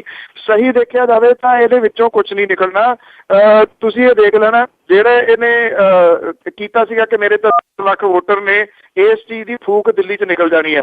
ਤੇ ਉਸ ਤੋਂ ਬਾਅਦ ਹੋ ਸਕਦਾ ਜਿਹੜੀਆਂ ਸਿਆਸੀ ਧਿਰਾਂ ਨੇ ਉਹਦਾ ਇਹਦੇ ਪ੍ਰਤੀ ਨਜ਼ਰੀਆ ਜਿਹੜਾ ਦੀ ਥੋੜਾ ਬਦਲੇ, ਜਿਹੜੀਆਂ ਕਿ ਹੁਣ ਤੱਕ ਇਹਦੇ ਨਾਲ ਇੱਟ ਖੜਕਾ ਇਸ ਕਰਕੇ ਨਹੀਂ ਲੈਂਦੀਆਂ ਕਿ ਇਹਦੇ ਚੇਲੇ ਪਤਾ ਨਹੀਂ ਕਿੱਧਰ ਜਿਹੜੇ ਆ ਜੀ ਉਹ ਭੁਗਤ ਜਾਣ। ਜੇ ਉਹ ਚੇਲੇ ਉਧਰ ਨਾ ਭੁਗਤੇ, ਸ਼ਰਾਰਤ ਤਾਂ ਇਹ ਸਾਰੇ ਕਰਦੇ ਨੇ ਨਾ। ਇਹ ਹੋ ਗਿਆ ਬੁਖਾਰੀ ਹੋਇਆ, ਜਿੱਦਾਂ ਦੀ ਇਹਨਾਂ ਨੇ ਸ਼ਰਾਰਤ ਕਰਨ ਦੀ ਕੋਸ਼ਿਸ਼ ਕੀਤੀ ਆ। ਹੋ ਸਕਦਾ ਦਿੱਲੀ ਦੀਆਂ ਚੋਣਾਂ ਇਹ ਬਾਬਾਵਾਦ ਜਿਹੜਾ ਨਦੀ ਇਹਦੇ ਵਾਸਤੇ ਵੀ ਕੋਈ ਨਾ ਕੋਈ ਇੱਕ ਨਵੇਂ ਕੁਝ ਸਮੀਕਰਨ ਜਿਹੜੇ ਨੇ ਉਹ ਲੈ ਕੇ ਆਉਣ। ਜੀ ਕਿਉਂਕਿ ਬਾਬਾਵਾਦ ਵੀ ਇਹ ਸਰਕਾਰ ਦਾ ਪਾਲਿਆ ਹੋਇਆ। ਦੇਖੋ ਜੀ ਕਿਸ ਤਰ੍ਹਾਂ ਹੁੰਦੀ ਆ। ਤੇ ਅੱਗੇ ਸਵਾਈਨ ਫਲੂ ਦਾ ਕਾਫੀ ਜੀ ਰੌਲਾ ਗੌਲਾ ਹੈ, ਤੇ ਉਹ ਪੰਜਾਬ ਦੇ ਵਿੱਚ ਵੀ ਆ ਗਿਆ, ਤੇ ਪੰਜਾਬ 'ਚ ਵੀ ਕੁਝ ਕੁ ਮੌਤਾਂ ਹੋ ਗਈਆਂ। ਜੀ ਪੰਜਾਬ ਦੇ ਵਿੱਚ ਜਿਹੜੀਆਂ ਲਗਾਤਾਰ ਮੌਤਾਂ ਨੇ ਉਹ ਹੋ ਰਹੀਆਂ ਨੇ ਜੀ। ਹੁਣ ਤੱਕ ਜਿਹੜੀਆਂ ਜੀ 11 ਮੌਤਾਂ ਜਿਹੜੀਆਂ ਪੰਜਾਬ ਦੇ ਵਿੱਚ ਸਵਾਈਨ ਫਲੂ ਦੇ ਨਾਲ ਜਿਹੜੀਆਂ ਉਹ ਹੋ ਚੁੱਕੀਆਂ ਨੇ ਜੀ। ਔਰ ਇਹ ਆਪਣੇ ਪੈਰ ਜਿਹੜੇ ਆ ਜੀ ਉਹ ਪਸਾਰ ਰਿਹਾ। ਅੰਮ੍ਰਿਤਸਰ, ਜਲੰਧਰ ਤੇ ਪਟਿਆਲੇ ਦੇ ਵਿੱਚ ਇੱਕ ਮਰੀਜ਼ ਜਿਹੜਾ ਜੀ ਉਹਨਾਂ ਨੇ ਜਿਹੜਾ ਜੀ ਉਹ ਤੋੜਿਆ। ਲਗਾਤਾਰ ਜਿਹੜਾ ਜੀ ਇਹ ਵੱਧ ਰਿਹਾ। ਅੰਮ੍ਰਿਤਸਰ ਦੇ ਗੁਰੂ ਨਾਨਕ ਦੇਵ ਹਸਪੀਟਲ ਦੇ ਵਿੱਚ ਕੁਲਵਿੰਦਰ ਸਿੰਘ ਦੀ ਡੈਥ ਜਿਹੜੀ ਆ ਜੀ ਉਹ ਹੋਈ ਹੈ। ਤੇ ਜ਼ਿਲ੍ਹੇ ਦੇ ਵਿੱਚ, ਅੰਮ੍ਰਿਤਸਰ ਜ਼ਿਲ੍ਹੇ ਦੇ ਵਿੱਚ ਹੀ 4 ਮੌਤਾਂ ਜਿਹੜੀਆਂ ਜੀ ਹੁਣ ਤੱਕ ਉਹ ਹੋ ਚੁੱਕੀਆਂ ਹੋਈਆਂ ਨੇ। ਔਰ ਇਹ ਦੱਸਿਆ ਗਿਆ ਜੀ ਕਿ ਜਲੰਧਰ ਦੇ ਵਿੱਚ ਸਵਾਈਨ ਫਲੂ ਦੇ ਨਾਲ ਇੱਕ ਹੋਰ ਬੰਦੇ ਦੀ ਮੌਤ ਹੋ ਗਈ ਹੈ। ਸਿਵਲ ਹਸਪੀਟਲ ਦੇ ਵਿੱਚ 3 ਹੋਰ ਮਰੀਜ਼ ਜਿਹੜੇ ਉਹ ਦਾਖਲ ਹੋਏ ਨੇ ਸਵਾਈਨ ਫਲੂ ਦੇ ਨਾਲ। ਜਲੰਧਰ ਜ਼ਿਲ੍ਹੇ ਦੇ ਵਿੱਚ ਜਿਹੜੀਆਂ ਜੀ ਉਹ ਮਰਨ ਵਾਲਿਆਂ ਦੀ ਗਿਣਤੀ 5 ਹੈ। ਪਟਿਆਲੇ ਦੇ ਵਿੱਚ ਵੀ ਇੱਕ ਮਰੀਜ਼ ਜਿਹੜਾ ਜੀ ਉਹਨੇ ਦਮ ਤੋੜਿਆ। 3 ਮੌਤਾਂ ਜਿਹੜੀਆਂ ਜੀ ਉਹ ਪਟਿਆਲੇ ਦੇ ਵਿੱਚ ਵੀ ਹੋ ਚੁੱਕੀਆਂ ਨੇ। ਸਰਕਾਰ ਇਹ ਕਹਿੰਦੀ ਹੈ ਕਿ ਇਹਦੇ ਪੂਰੇ ਇੰਤਜ਼ਾਮ ਜਿਹੜੇ ਜੀ ਉਹਨਾਂ ਨੇ ਕੀਤੇ ਹੋਏ ਨੇ। ਇੰਤਜ਼ਾਮ ਜਿਹੋ ਜਿਹੇ ਹੁੰਦੇ ਨੇ ਉਹ ਕਾਗਜ਼ੀ ਇੰਤਜ਼ਾਮ ਨੇ ਜੀ ਬਹੁਤੇ ਜ਼ਿਆਦਾ। ਜਿਹੜੀਆਂ ਇਹ ਡੈਥ ਨੇ ਬਹੁਤੀ ਜਿਹੜੀ ਟੇਕ ਆ ਨਾ ਇਸ ਗੱਲ ਦੇ ਉੱਤੇ ਲੱਗੀ ਹੋਈ ਆ ਡਾਕਟਰਾਂ ਦੀ ਕਿ ਹੁਣ ਧੁੱਪਾਂ ਜਿਹੜੀਆਂ ਉਹ ਲੱਗਣੀਆਂ ਸ਼ੁਰੂ ਹੋ ਗਈਆਂ ਨੇ। ਇਹਦਾ ਜਿਹੜਾ ਜ਼ਿਆਦਾ ਪ੍ਰਕੋਪ ਹੈ, ਜਿਹੜਾ ਇਹਦਾ ਜ਼ਿਆਦਾ ਕਹਿਰ ਹੈ ਜੀ ਉਹ ਠੰਡ ਦੀ ਵਜ੍ਹਾ ਕਰਕੇ ਹੁੰਦਾ। ਜਦੋਂ ਇਹ ਠੰਡ ਘੱਟਦੀ ਆ ਸਵਾਈਨ ਫਲੂ ਜਿਹੜਾ ਜੀ ਉਹ ਘੱਟ ਜਾਂਦਾ। ਬੇਸ਼ੱਕ ਧੁੱਪਾਂ ਜਿਹੜੀਆਂ ਲੱਗਣ ਲੱਗ ਗਈਆਂ ਨੇ, ਦਿਨ ਦੇ ਟਾਈਮ ਬਹੁਤ ਸ਼ਾਨਦਾਰ ਮੌਸਮ ਹੋ ਗਿਆ, ਪਰ ਸਵੇਰੇ ਤੇ ਸ਼ਾਮ ਅਜੇ ਵੀ ਬਹੁਤ ਠੰਡ ਹੈ, ਜਿਹਦੇ ਕਰਕੇ ਕਿਉਂਕਿ ਇਹ ਠੰਡ ਜਿਹੜੀ ਅਜੇ ਅਗਲੇ 1 ਹਫ਼ਤਾ ਜਿਹੜਾ ਜੀ ਉਹ ਘਟਣ ਦੇ ਚਾਂਸਸ ਘੱਟ ਨੇ। ਹੋਰ ਸਨੋਫਾਲ ਦੇ ਜਿਹੜੇ ਚਾਂਸਸ ਉਹ ਦੱਸੇ ਜਾ ਰਹੇ ਨੇ ਹਿਮਾਚਲ ਪ੍ਰਦੇਸ਼ ਦੇ ਵਿੱਚ, ਜੰਮੂ ਕਸ਼ਮੀਰ ਦੇ ਵਿੱਚ, ਜਿਹਦੇ ਕਰਕੇ ਸਵਾਈਨ ਫਲੂ ਤੋਂ ਵੀ ਛੁਟਕਾਰਾ ਜਿਹੜਾ ਜੀ ਉਹ ਅਜੇ ਹੋ ਸਕਣਾ ਔਖਾ। ਜਿਹੜੀਆਂ ਪ੍ਰੀਕਾਸ਼ਨਸ ਨੇ, ਰੌਲਾ ਤਾਂ ਬਥੇਰਾ ਪੈ ਰਿਹਾ ਜੀ, ਪਰ ਜਿਹੜੇ ਲੋਕ ਨੇ ਹੁਣ ਪਾਪੂਲੇਸ਼ਨ ਜਿਹੜੀ ਹੈ ਨਾ ਜੀ ਉਹ ਸਭ ਤੋਂ ਵੱਡੀ ਸਮੱਸਿਆ ਇੱਥੋਂ ਦੀ ਹੈ। ਜੇ ਤੁਸੀਂ ਕਿਸੇ ਜਗ੍ਹਾ ਦੇ ਉੱਤੇ ਜਾਂਦੇ ਹੋ, ਮੰਨ ਲਓ ਸਟੇਸ਼ਨ ਤੇ ਜਾ ਰਹੇ ਹੋ, ਬੱਸ ਸਟੈਂਡ ਤੇ ਜਾ ਰਹੇ ਹੋ, ਇੰਨੇ ਲੋਕ ਉੱਥੇ ਜਿਹੜੇ ਉਹ ਖੜੇ ਨੇ, ਕੀ ਪਤਾ ਕਿਹਨੂੰ ਇਹ ਜਿਹੜੀ ਹੈ ਜੀ ਉਹ ਲਾਗ ਹੈ। ਤੇ ਜਦੋਂ ਉਹਨੇ ਛਿੱਕ ਮਾਰੀ, ਇੱਥੇ ਦਾ ਸਟਾਈਲ ਵੀ ਛਿੱਕ ਮਾਰਦਾ ਹੈ ਨਾ, ਪੂਰਾ ਸਟੇਸ਼ਨ ਤਾਂ ਹਿੱਲ ਜਾਂਦਾ। ਤੋ ਦੂਜੇ ਤੀਜੇ ਦੇ ਉੱਤੇ ਜਿਹੜੇ ਉਹ ਕੰਨ ਡਿੱਗਦੇ ਨੇ, ਉਹਦੇ ਨਾਲ ਅੱਗੇ ਤੋਂ ਅੱਗੇ ਫਿਰ ਇਹ ਤੁਰ ਪੈਂਦਾ ਜੀ। ਜਿਹੜੀ ਲੋਕਾਂ ਦੇ ਵਿੱਚ ਅਵੇਅਰਨੈਸ ਹੈ ਨਾ ਜੀ, ਆਮ ਲੋਕਾਂ ਦੇ ਵਿੱਚ, ਉਹ ਬਹੁਤ ਘੱਟ ਰਹਿੰਦੀ ਹੈ ਜੀ। ਜੀ ਤੇ ਅੱਗੇ ਜੀ ਸੁੱਖਾ ਕਾਲਵਾਂ ਦੀ ਆਪਾਂ ਗੱਲ ਕਰਦੇ ਰਹੇ ਆ, ਤੇ ਉਸ ਦੇ ਵਿੱਚ ਜਿਹੜੇ ਦੋਸ਼ੀ ਫੜੇ ਗਏ ਸੀ ਉਹਨਾਂ ਦਾ ਕੀ ਬਣਿਆ? ਜਿਹੜੇ ਦੋਸ਼ੀ ਫੜੇ ਗਏ ਨੇ ਜੀ, ਹੁਣ ਅਜੇ ਤੱਕ ਵੀ ਹੈਰਾਨੀ ਵਾਲੀ ਗੱਲ ਇਹ ਆ, ਪੁਲਿਸ ਇਹਦਾ ਖੁਲਾਸਾ ਨਹੀਂ ਕਰ ਰਹੀ ਜੀ ਕਿ ਅਸਲ ਦੇ ਵਿੱਚ ਹੋਇਆ ਕੀ ਹੈ, ਕਿਹਨੇ ਜਿਹੜਾ ਜੀ ਉਹ ਮਾਰਿਆ। ਹਾਂ, ਪੁਲਿਸ ਦੇ ਜਿਹੜੇ ਸੂਤਰ ਨੇ ਉਹ ਅੰਦਰੋਂ ਥੋੜਾ ਬਹੁਤਾ ਜਿਹੜਾ ਜੀ ਉਹ ਜ਼ਰੂਰ ਪੱਤਰਕਾਰ ਆਪੋ ਆਪਣੇ ਜਿਹੜੇ ਸੋਰਸ ਨੇ ਉਹਦੇ ਨਾਲ ਉਹ ਲੱਭੀ ਵੀ ਜਾ ਰਹੇ ਨੇ ਤੇ ਦੱਸੀ ਵੀ ਜਾ ਰਹੇ ਨੇ। ਜਿਹੜਾ ਇਹ ਸੁੱਖਾ ਕਾਲਵੇ ਵਾਲਾ ਜਿਹੜਾ ਕਾਂਡ ਹੈ ਜੀ, ਜੋ ਕੁਝ ਇਹ ਹੋਇਆ, ਇਹ ਕਿਹਾ ਜਾ ਰਿਹਾ ਜੀ ਕਿ ਤਕਰੀਬਨ 3 ਦੇ ਕਰੀਬ ਨੇ ਜੀ ਜਿਹੜੇ ਗੈਂਗਸਟਰ ਜਿਨ੍ਹਾਂ ਨੇ ਇਹ ਰਲ ਕੇ ਜਿਹੜਾ ਜੀ ਸੁੱਖਾ ਕਾਲਵਾ ਨੂੰ ਮਾਰਿਆ। ਇਹ ਵੀ ਕਿਹਾ ਜਾ ਰਿਹਾ ਕਿ ਸੁੱਖਾ ਕਾਲਵਾ ਦਾ ਜਿਹੜਾ ਇੱਕ ਸ਼ੱਕੀ ਕਾਤਲ ਹੈ, ਉਹਨਾਂ ਦੇ ਵਿੱਚੋਂ ਇੱਕ ਉਹਦੇ ਭੋਗ ਦੇ ਉੱਤੇ ਵੀ ਜਿਹੜਾ ਉਹ ਸ਼ਾਮਲ ਸੀਗਾ। ਪੁਲਿਸ ਜਿਹੜੀ ਆ ਇਹਨਾਂ ਨੂੰ ਕਿਸੇ ਅਨਨੋਨ ਜਗ੍ਹਾ ਵਿੱਚ ਕਰ ਰਹੀ ਹੈ, ਇਹਨਾਂ ਨੂੰ ਆਮ ਥਾਣਿਆਂ ਦੇ ਵਿੱਚ ਨਹੀਂ ਰੱਖਿਆ ਹੋਇਆ ਤਾਂ ਕਿ ਜਿਹੜਾ ਜੀ ਉਹ ਪਤਾ ਨਾ ਲੱਗੇ ਕਿਸੇ ਨੂੰ ਜੀ ਕਿ ਕੀ ਜਿਹੜਾ ਜੀ ਉਹ ਕੀਤਾ ਜਾ ਰਿਹਾ। ਇਹਨਾਂ ਨੂੰ 3rd ਡਿਗਰੀ ਟਾਰਚਰ ਜਿਹੜਾ ਉਹ ਵੀ ਕੀਤਾ ਜਾ ਰਿਹਾ। ਫੜੇ ਗਏ ਜਿਹੜੇ ਸ਼ੱਕੀ ਨੇ, ਇਹ ਕਿਹਾ ਜਾ ਰਿਹਾ ਕਿ ਪੁੱਛਗਿੱਛ ਦੇ ਦੌਰਾਨ ਇੱਕ ਦੀ ਲੱਤ ਜਿਹੜੀ ਆ ਉਹ ਤੋੜ ਦਿੱਤੀ ਗਈ ਹੈ। ਅਣਪਛਾਤੀ ਥਾਂ ਦੇ ਉੱਤੇ ਰੱਖ ਕੇ ਪੁੱਛਗਿੱਛ ਜਿਹੜੀ ਹੈ ਜੀ ਉਹ ਕੀਤੀ ਜਾ ਰਹੀ ਹੈ। ਜਲੰਧਰ ਕਮਿਸ਼ਨਰੇਟ ਤੇ ਦਿਹਾਤੀ ਪੁਲਿਸ ਅਫਸਰਾਂ ਦੀ ਬੈਠਕ ਵੀ ਹੋਈ ਹੈ ਜੀ, ਜਿਹਦੇ ਵਿੱਚ ਇਹਨਾਂ ਨੂੰ ਪਤਾ ਲੱਗਾ ਜੀ ਕਿ ਪੁਲਿਸ ਹੁਣ ਇਸ ਮਾਮਲੇ ਤੋਂ ਛੇਤੀ ਪਰਦਾ ਜਿਹੜਾ ਜੀ ਉਹ ਚੁੱਕ ਸਕਦੀ ਹੈ। ਸੁੱਖਾ ਕਾਲਵਾ ਦੀ ਜਿਹੜੇ ਵਾਸਤੇ ਜਿਹੜਾ ਭੋਗ ਰਖਾਇਆ ਗਿਆ ਸੀਗਾ, ਉਹਦੇ ਵਿੱਚ ਸ਼ਾਮਲ ਹੋਣ ਵਾਲਿਆਂ ਦੇ ਵਿੱਚ ਜਿਵੇਂ ਮੈਂ ਦੱਸਿਆ ਕਿ ਇਹਦਾ ਇੱਕ ਕਾਤਲ ਸ਼ਾਮਲ ਸੀਗਾ। ਸਿਵਲ ਵਰਦੀ ਦੇ ਵਿੱਚ ਆਈ ਪੁਲਿਸ ਨੇ ਉਹਨੂੰ ਪਿੰਡ ਕਾਲਵਾ ਤੋਂ ਗ੍ਰਿਫਤਾਰ ਕੀਤਾ। ਪੁਲਿਸ ਨੇ ਉਹਦੇ ਤੋਂ ਹਥਿਆਰ ਵੀ ਬਰਾਮਦ ਕੀਤੇ ਨੇ। ਪੁਲਿਸ ਉਹਦੇ ਤੋਂ ਅੱਗੇ ਹੌਲੀ ਜਿਹੜੇ ਉਹ ਕਈਆਂ ਗ੍ਰਿਫਤਾਰੀਆਂ ਜਿਹੜੀਆਂ ਜੀ ਉਹ ਕਰ ਚੁੱਕੀ ਹੈ।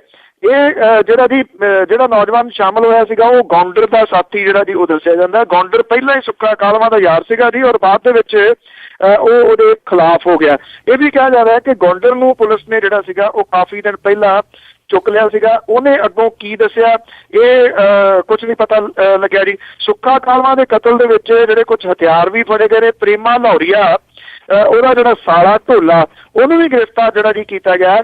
ਪ੍ਰੇਮਾ ਲਾਹੌਰੀਆ ਤੇ ਢੋਲਾ ਜਿਹੜਾ ਜੀ ਇਹ ਹੈਰੋਇਨ ਸਪਲਾਈ ਕਰਨ ਦੇ ਵਿੱਚ ਵੀ ਇਹਨਾਂ ਦਾ ਨਾਮ ਜਿਹੜਾ ਜੀ ਉਹ ਬੋਲਦਾ, ਭਾਵ ਕਿ ਪੁਰਾਣੇ ਸਮਗਲਰ ਵੀ ਨੇ। ਜਿਸ ਤਰੀਕੇ ਦੇ ਨਾਲ ਗੈਂਗਸਟਰ ਚੁੱਕੇ ਜਾ ਰਹੇ ਨੇ ਪੰਜਾਬ ਦੇ ਵਿੱਚੋਂ, ਸੋਚਣ ਵਾਲੀ ਗੱਲ ਜਿਹੜੀ ਆ ਜੀ ਉਹ ਇਹ ਹੈ ਕਿ ਪੁਲਿਸ ਨੂੰ ਅਜੇ ਤੱਕ ਇਹ ਪਤਾ ਹੀ ਨਾ ਲੱਗਾ ਕਿ ਇੰਨੇ ਗੈਂਗਸਟਰ ਜਿਹੜੇ ਨੇ ਉਹ ਪੰਜਾਬ ਦੇ ਵਿੱਚ ਨੇ। ਹੁਣ ਜਿਹੜੇ ਜਿਸ ਤਰੀਕੇ ਦੇ ਨਾਲ ਚੁੱਕੇ ਜਾ ਰਹੇ ਨੇ, ਉੱਥੋਂ ਤਾਂ ਇਉਂ ਲੱਗਦਾ ਹੈ ਕਿ ਜੇ ਇਹ ਗੈਂਗਵਾਰ ਇਹਨਾਂ ਦੀ ਸ਼ੁਰੂ ਹੋਈ ਹੁੰਦੀ ਜਾਂ ਹੋ ਗਈ ਆਉਣ ਵਾਲੇ ਦਿਨਾਂ ਦੇ ਵਿੱਚ, ਤਾਂ ਤੁਸੀਂ ਅੰਦਾਜ਼ਾ ਲਾ ਸਕਦੇ ਹੋ ਕਿ ਕਿੰਨਾ ਕੁ ਨੁਕਸਾਨ ਜਿਹੜਾ ਜੀ ਉਹ ਪੰਜਾਬ ਦਾ ਹੋ ਸਕਦਾ ਸੀ ਜਾਂ ਹੋਊਗਾ ਜੀ। ਹਾਂਜੀ ਜੀ, ਪਤਾ ਇਹਨਾਂ ਨੂੰ ਸਾਰਾ ਕੁਝ ਹੁੰਦਾ। ਜਿਸ ਤਰ੍ਹਾਂ ਨਸ਼ਈ ਚੱਕੇ ਸੀ ਉਸੇ ਤਰ੍ਹਾਂ ਹੁਣ ਇਹ ਬਾਹਰ ਨਿਕਲਿਆ ਆ ਕਿ ਇਹ ਗੈਂਗਸਟਰ ਨੂੰ ਵੀ ਇਸੇ ਤਰ੍ਹਾਂ ਚੱਕੋ। ਤੇ ਅਖੀਰ ਦੇ ਵਿੱਚ ਜੀ ਫਿਰ ਆਪਾਂ ਆਉਂਦੇ ਆ ਦਿੱਲੀ ਦੀਆਂ ਚੋਣਾਂ ਵੱਲ, ਕਿ ਜਿਸ ਤਰ੍ਹਾਂ ਸਾਰਿਆਂ ਦੀਆਂ ਅੱਖਾਂ ਉੱਥੇ ਲੱਗੀਆਂ ਹੋਈਆਂ, ਦਿੱਲੀ ਦੇ ਵਿੱਚ ਚੋਣਾਂ ਹੋਈਆਂ, ਕੀ ਉਸ ਦੇ ਨਤੀਜੇ ਆਉਂਦੇ ਆ ਤੇ ਉਹਨਾਂ ਨਤੀਜਿਆਂ ਦਾ ਪ੍ਰਭਾਵ ਆ ਜੀ ਉਹ ਪੰਜਾਬ ਤੇ ਕਿਵੇਂ ਪੈਣ ਵਾਲਾ ਆ। ਇਹ ਕਿਹਾ ਜਾ ਰਿਹਾ ਜੀ ਕਿ ਜਿਹੜੇ ਦਿੱਲੀ ਹੈ ਜੀ, ਬੇਸ਼ੱਕ ਹੁਣ ਜਿਹੜੇ ਬਿਆਨ ਤਾਂ ਆਉਣਗੇ ਚੋਣ ਨਤੀਜਿਆਂ ਤੋਂ ਬਾਅਦ ਉਹ ਇਹੀ ਆਉਣਗੇ ਜੀ ਕਿ ਉਹ ਆਉਣੇ ਵੀ ਸ਼ੁਰੂ ਹੋ ਗਏ। ਜਿਹੜੇ ਆਪਣੇ ਭਾਜਪਾ ਦੇ ਪ੍ਰਧਾਨ ਨੇ ਉਹਨਾਂ ਨੇ ਇਹ ਕਹਿਤਾ ਕਿ 8 ਮਹੀਨਿਆਂ ਦੀ ਜਿਹੜੀ ਕੇਂਦਰ ਦੀ ਸਰਕਾਰ ਹੈ ਉਹਦਾ ਇਹ ਫਤਵਾ ਨਹੀਂ ਮੰਨਿਆ ਜਾਣਾ ਚਾਹੀਦਾ ਦਿੱਲੀ ਦੀਆਂ ਚੋਣਾਂ। ਅਜੇ ਤਾਂ ਕਿਸੇ ਨੇ ਕਿਹਾ ਹੀ ਨਹੀਂ ਕਿ ਫਤਵਾ ਮੰਨਿਆ ਜਾਵੇ। ਉਹ ਪਹਿਲਾਂ ਹੀ ਜਿਹੜੇ ਨਾ ਚੋਰ ਕੀ ਦਾੜੀ ਮੈਂ ਤਿਨਕਾ ਉਹ ਗੱਲ ਕਰ ਰਹੇ ਨੇ। ਬੀਬੀ ਕਿਰਨ ਬੇਦੀ ਦਾ ਬਿਆਨ ਵੀ ਆ ਗਿਆ। ਉਹਨਾਂ ਨੇ ਇਹ ਗੱਲ ਕਹੀ ਕਿ ਮੈਂ ਪੂਰੀ ਜ਼ਿੰਮੇਵਾਰੀ ਜਿਹੜੀ ਹੈ ਜੀ ਆਪਣੇ ਸਿਰ ਦੇ ਉੱਤੇ ਲੈਣੀ ਹੈ ਜੀ। ਕਾਹਦੀ ਜ਼ਿੰਮੇਵਾਰੀ ਉਹ ਪਤਾ ਹੀ ਹੈ ਜੀ, ਸ਼ਾਇਦ ਉਹ ਹਾਰ ਦੀ ਗੱਲ ਜਿਹੜੀ ਹੈ ਜੀ ਉਹ ਕਰ ਰਹੀ ਹੈ। ਕਿਰਨ ਬੇਦੀ ਨੂੰ ਸ਼ਾਇਦ ਸਮਝ ਆ ਗਈ ਹੋਣੀ ਹੈ ਕਿ ਬੀਬੀ ਤੇ ਲਿਆਂਦਾ ਹੀ ਇਸੇ ਵਾਸਤੇ ਸੀਗਾ ਕਿ ਹਾਰ ਦੀ ਜ਼ਿੰਮੇਵਾਰੀ ਜਿਹੜੀ ਹੈ ਜੀ ਉਹਦੇ ਸਿਰ ਦੇ ਉੱਤੇ ਮਰੀ ਜਾ ਸਕੇ। ਦਿੱਲੀ ਦੇ ਵਾਸਤੇ ਬੀਜੇਪੀ ਬੇਸ਼ੱਕ ਜਿਹੜੀ ਉਹ ਸੋਚੇ ਕਿ ਇਹਦਾ ਕੋਈ ਅਸਰ ਨਹੀਂ ਪੈਣਾ, ਪਰ ਅਸਲ ਦੇ ਵਿੱਚ ਭਾਰਤ ਦੀ ਰਾਜਨੀਤੀ ਦੇ ਵਿੱਚ ਇੱਕ ਨਵਾਂ ਚੈਪਟਰ ਜਿਹੜਾ ਜੀ ਉਹ ਦਿੱਲੀ ਦੀਆਂ ਇਹ ਚੋਣਾਂ ਦੇ ਨਤੀਜੇ ਜਿਹੜੇ ਨੇ ਉਹ ਸ਼ੁਰੂ ਕਰਨਗੇ। ਜਦੋਂ ਲੋਕ ਸਭਾ ਦੀਆਂ ਚੋਣਾਂ ਹੋਈਆਂ ਸੀਗੀਆਂ ਤਾਂ ਉਦੋਂ ਇਹ ਜਿਹੜਾ ਇਹ ਵੀ ਹੈ ਕਿ ਕਾਹਲੀ ਵੀ ਕੀਤੀ ਸੀ ਕੁਝ ਉਦੋਂ ਆਮ ਆਦਮੀ ਪਾਰਟੀ ਨੇ ਕਿ ਛੇਤੀ ਦੇ ਨਹੀਂ ਸਾਰੇ ਜਗ੍ਹਾ ਜਿਹੜੇ ਉਹਨੇ ਆਪਣੇ ਉਮੀਦਵਾਰ ਖੜੇ ਕਰ ਲਏ ਸੀਗੇ। ਪਰ ਉਹਨੂੰ ਛੇਤੀ ਇਸ ਗੱਲ ਦੀ ਜਿਹੜੀ ਉਹ ਸਮਝ ਆ ਗਈ ਕਿ ਜੇ ਢਾਂਚਾ ਉਹ ਦਿੱਲੀ ਦੇ ਵਿੱਚ ਬਣਾਊਗੀ ਤਾਂ ਇਹ ਢਾਂਚਾ ਜਿਹੜਾ ਜੀ ਅੱਗੋਂ ਵਰਕ ਕਰ ਸਕਦਾ। ਔਰ ਇਹ ਗੱਲ ਤਾਂ ਮੰਨਣਯੋਗ ਹੈ ਕਿ ਜਿਹੋ ਜਿਹਾ ਢਾਂਚਾ ਦਿੱਲੀ ਦੇ ਵਿੱਚ ਉਹਨੇ ਖੜਾ ਕਰ ਲਿਆ ਆਮ ਆਦਮੀ ਪਾਰਟੀ ਨੇ, ਜਿੰਨਾ ਸਿਸਟੇਮੈਟਿਕਲੀ ਉਹਨੇ ਇਹ ਚੋਣ ਲੜੀ ਆ, ਉਹਨੇ ਵੱਡੀਆਂ ਵੱਡੀਆਂ ਜਿਹੜੀਆਂ ਪਾਰਟੀਆਂ ਨੇ ਉਹਨਾਂ ਨੂੰ ਸੋਚਣ ਦੇ ਵਾਸਤੇ ਮਜਬੂਰ ਕਰ ਦਿੱਤਾ। ਇੱਕ ਦੂਸਰੀ ਗੱਲ ਜਿਹੜੀਆਂ ਇਹ ਚੋਣਾਂ ਨੇ ਇਹਦੇ ਵਿੱਚ ਯੂਥ ਦੀ ਸ਼ਮੂਲੀਅਤ, ਜਿਹੜਾ ਯੂਥ ਹੈ ਜੀ ਉਹਨੂੰ ਅਕਸਰ ਪੋਲਿੰਗ ਬੂਥਾਂ ਤੱਕ ਹੀ ਰੱਖਿਆ ਜਾਂਦਾ ਜੀ ਕਿ ਕਿਹੜਾ ਲੁੱਟਣਾ ਪੋਲਿੰਗ ਬੂਥ ਤੇ ਕਿਹੜਾ ਛੱਡਣਾ। ਪਰ ਇੱਥੇ ਜਿਹੜੀ ਯੂਥ ਦੀ ਇਨਵੋਲਵਮੈਂਟ ਹੈ ਜੀ ਉਹ ਹਰ ਲੈਵਲ ਦੇ ਉੱਤੇ ਆਮ ਆਦਮੀ ਪਾਰਟੀ ਨੇ ਜਿਹੜੀ ਆ ਉਹ ਕੀਤੀ ਹੈ। ਉਹਨਾਂ ਦੇ ਹੱਥ ਬਹੁਤੀ ਵਾਗਡੋਰ ਜਿਹੜੀ ਹੈ ਜੀ ਉਹ ਦੇ ਛੱਡੀ ਆ ਪੜ੍ਹੇ ਲਿਖੇ ਲੋਕਾਂ ਦੇ, ਔਰ ਉਹਨਾਂ ਨੇ ਸਿਸਟੇਮੈਟਿਕਲੀ ਇਹਨੂੰ ਚਲਾ ਕੇ ਵੀ ਦੱਸਿਆ। ਜਿੱਥੋਂ ਤੱਕ ਗੱਲ ਹੈ ਜੀ ਹੁਣ ਪੰਜਾਬ ਦੀ ਆਉਂਦੀ ਹੈ ਅੱਗੋਂ, ਕਿਉਂਕਿ ਅਗਲਾ ਨਿਸ਼ਾਨਾ ਜਿਹੜਾ ਆਮ ਆਦਮੀ ਪਾਰਟੀ ਦਾ ਪੰਜਾਬ ਹੋਊਗਾ। ਪੰਜਾਬ ਦੇ ਵਿੱਚ ਜਿਹੜਾ ਜੀ ਸਭ ਤੋਂ ਪਹਿਲਾਂ ਤਾਂ ਉਹਨੂੰ ਢਾਂਚਾ ਆਪਣਾ ਵਿਕਸਿਤ ਕਰਨਾ ਪਊਗਾ। ਜੇ ਉਹ ਢਾਂਚਾ ਵਿਕਸਿਤ ਕਰਨ ਦੇ ਵਿੱਚ ਸਫਲ ਹੋ ਜਾਂਦੀ ਹੈ ਤਾਂ ਦਿੱਲੀ ਵਰਗੇ ਨਤੀਜੇ ਜਿਹੜੇ ਇੱਥੇ ਦੇਣ ਦੇ ਵਿੱਚ ਸਫਲ ਹੋ ਸਕਦੀ ਹੈ। ਪਰ ਇੱਥੇ ਥੋੜਾ ਜਿਹਾ ਫਰਕ ਇਹ ਰਹੂਗਾ, ਇੱਥੇ ਜੱਟ ਰਾਜਨੀਤੀ ਜਿਹੜੀ ਹੈ ਨਾ ਜੀ ਉਹਦੇ ਤੋਂ ਉਹਨੂੰ ਕਿਸੇ ਤਰੀਕੇ ਦੇ ਨਾਲ ਕਿਨਾਰਾ ਕਰਕੇ ਤੁਰਨਾ ਪਊਗਾ। ਇਹ ਨਹੀਂ ਕਿ ਜੱਟਾਂ ਨੂੰ ਲੈਣਾ ਨਹੀਂਗਾ, ਪਰ ਜੱਟਵਾਦ ਜਿਹੜਾ ਨਾ ਜੀ ਉਹ ਬੜਾ ਖਤਰਨਾਕ ਹੋ ਜਾਂਦਾ। ਇਹ ਆਪਣਾ ਨੁਕਸਾਨ ਉਹਨਾਂ ਨਹੀਂ ਕਰਦਾ ਜਿੰਨਾ ਦੂਜੇ ਦਾ ਨੁਕਸਾਨ ਕਰਨ ਦੇ ਵਾਸਤੇ ਜਿਹੜਾ ਜੀ ਇਹ ਤਿਆਰ ਰਹਿੰਦਾ। ਨਤੀਜੇ ਆਉਣ ਦੀ ਦੇਰ ਹੈ ਜੀ। ਉਸ ਤੋਂ ਬਾਅਦ ਜਿਹੜੀ ਬਿਆਨਬਾਜ਼ੀ ਆ ਉਹ ਪੰਜਾਬ ਦੇ ਵਿੱਚ ਵੀ ਸ਼ੁਰੂ ਹੋ ਜਾਣੀ ਹੈ ਬਾਕੀ ਜਿਹੜੀਆਂ ਸਿਆਸੀ ਪਾਰਟੀਆਂ ਦੀ। ਹੁਣ ਅਗਲਾ ਜਿਹੜਾ ਇਹ ਵੀ ਹੋ ਸਕਦਾ ਜੀ ਕਿ ਜਿਹੜਾ ਬਾਦਲ ਦਲ ਹੈ ਉਹਨੂੰ ਸਭ ਤੋਂ ਵੱਡਾ ਖਤਰਾ ਖੜਾ ਹੋਣਾ ਹੈ। ਉਹਨੂੰ ਦਿੱਲੀ ਦੇ ਵਿੱਚ ਜਿਹੜੀ ਗੁਰਦੁਆਰਿਆਂ ਦੀ ਕਮੇਟੀ ਆ ਉਹ ਵੀ ਖੁਸ਼ਤੀ ਜਿਹੜੀ ਹੈ ਜੀ ਉਹ ਕਿਸੇ ਨਾ ਕਿਸੇ ਰੂਪ ਦੇ ਵਿੱਚ ਨਜ਼ਰ ਆਊਗੀ, ਕਿਉਂਕਿ ਇਹਨਾਂ ਚੋਣਾਂ ਦੇ ਜਿਹੜੀਆਂ ਦਿੱਲੀ ਦੇ ਵਿੱਚ ਗੁਰਦੁਆਰਿਆਂ ਦਾ ਧਾਨ ਜਿਹੜਾ ਜੀ ਉਹਨਾਂ ਨੂੰ ਵਰਤਣ ਦੇ ਜਿਹੜੇ ਮਾਮਲੇ ਨੇ ਉਹ ਇੱਕ ਤਾਂ ਨਹੀਂ ਬਹੁਤ ਸਾਰੇ ਸਾਹਮਣੇ ਆਏ ਨੇ।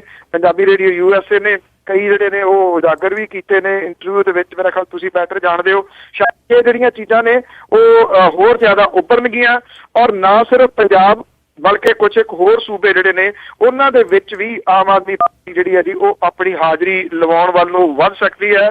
ਪਰ ਅਜੇ ਵੀ ਜਿਹੜੇ ਵਿਸ਼ਲੇਸ਼ਣ ਕਰਨ ਵਾਲੇ ਨੇ ਉਹ ਇਹ ਕਹਿੰਦੇ ਨੇ ਕਿ ਜੇ ਆਮ ਆਦਮੀ ਪਾਰਟੀ ਬਿਲਕੁਲ ਸਲੋ ਤਰੀਕੇ ਦੇ ਨਾਲ ਤੁਰੇ ਤਾਂ ਬਿਹਤਰ ਰਹੂਗਾ। ਜੇ ਹੜਬੜਾਹਟ ਦੇ ਵਿੱਚ ਉਹਨੇ ਫੇਰ ਤੇਜ਼ੀ ਕੀਤੀ ਸੂਬਿਆਂ ਵੱਲ ਨੂੰ ਵਧਣ ਦੇ ਵਾਸਤੇ, ਇਹ ਉਹਦੇ ਵਾਸਤੇ ਜਿਹੜਾ ਖਤਰਨਾਕ ਹੋ ਸਕਦਾ। ਜੇ ਉਹ ਦਿੱਲੀ ਦੇ ਵਿੱਚ ਸਰਕਾਰ ਬਣਨ ਤੋਂ ਬਾਅਦ ਸਰਕਾਰ ਚਲਾ ਕੇ ਦਿਖਾਉਣ ਦੇ ਵਿੱਚ ਸਫਲ ਹੋ ਗਈ ਤੇ ਫਿਰ ਸ਼ਾਇਦ ਭਾਰਤੀ ਰਾਜਨੀਤੀ ਜਿਹੜੀ ਹੈ ਜੀ ਉਹਦੇ ਵਿੱਚ ਇੱਕ ਵੱਡੀ ਤਬਦੀਲੀ ਲੋਕ ਜਿਹੜੇ ਉਹ ਦੇਖਣਗੇ।